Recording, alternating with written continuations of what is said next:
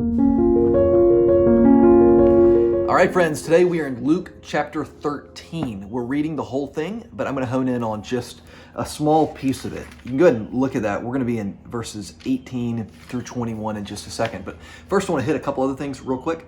One, if you look at this first little part of Luke 13, verses 1 through 5, there's clearly reference to some things that had happened previously in that area. You can do a quick Google search and find out a little bit more about what scholars think these are referencing, but I think that it's important to point those out because we have to remember these stories about Jesus, all four Gospels, Luke included, are not fairy tales written in a foreign land.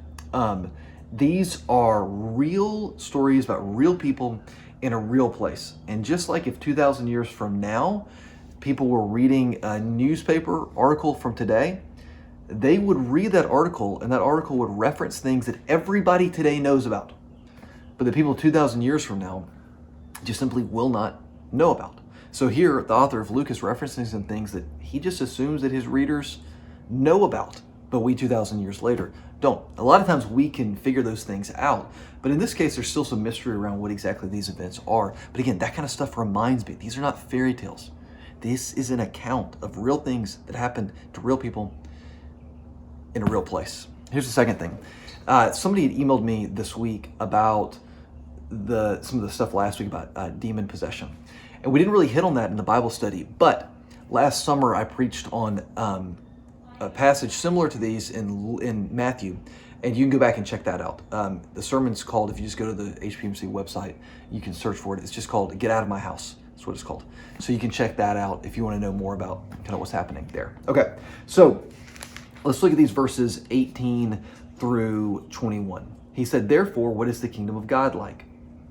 And to what shall I compare it? It's like a grain of mustard seed that a man took and sowed in his garden, and it grew and became a tree, and the birds of the air made nests in its branches." And again he said, "To what shall I compare the kingdom of God? It's like leaven that a woman took and hid in 3 measures of flour until it was all leavened." So what is happening here? Mustard seed, very, very small seed. He said, hey, pay attention to this. That very, very small seed. And that very, very small seed, if you plant it in the ground, it can grow into a tremendous tree. Just a little bit of leaven. What they would be using then would be like starter dough. Just a little bit of dough. You work that in with the rest of the dough, and over time, it leavens the whole batch. One thing that we miss, that Jesus is constantly kind of up against, is we imagine at the time this kind of huge change that is happening in the world because Jesus is there. But what he's up against is that a lot of people are looking at him and saying, "What?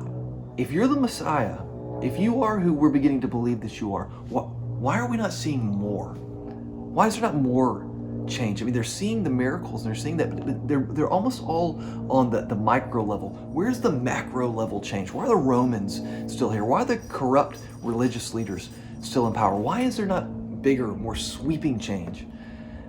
And Jesus, he's brilliant in his teaching. He says, look at that little mustard seed and what it grows into. Look at that little leaven that doesn't seem to be doing anything. Look at what over time it does. And then look at what happens in the next 2 sections. And we're not going to read through, but just read those with this in mind. You know, people are saying, Lord, will those who be saved be few? I mean, will there only be some people, like a few people that are saved? And Jesus talks about the narrow door and all of these things and how walking in the way of Jesus is difficult. But then he ends that talking about how people are going to come from east and west and from north and south, and they'll all recline at the kingdom of God. And then he laments over Jerusalem. And what he's pointing towards is the people that are immediately around him. The city of Jerusalem, which is like the focal point of the Jewish faith. The people that were right around him, many of them are not seeing what God is doing through Jesus. They're not seeing the coming of the kingdom. But over time, the seeds that he's planting will grow into something huge. The leaven that he's working into the community, he's working into the world, will grow into something huge. And of course it does. Who would have thought that the teachings of one man with just 12 followers around him would have grown into the faith that we have today? Who would have thought that the miracles that he was doing then would inspire modern medicine today? Who would have thought that the compassion that he was showing towards the poor would lead to a catastrophic Huge change in the way that people understood their responsibility towards the poor. Who would have thought that this rabbi who was hung on a cross, that 2,000 years later that people would still believe that not only was he resurrected, but their lives are changed, molded and shaped by his resurrection? Who would have thought that something that small could grow into something so big? That little bit worked into the community can make that big of a change. He's saying, look, the change is coming. You may not see it now. And it speaks to not only what he did then, but it speaks to what he does in our lives now. Sometimes we want the change to come quickly and we say, where are you? It's the mustard seed that one day will grow into that big tree in our lives.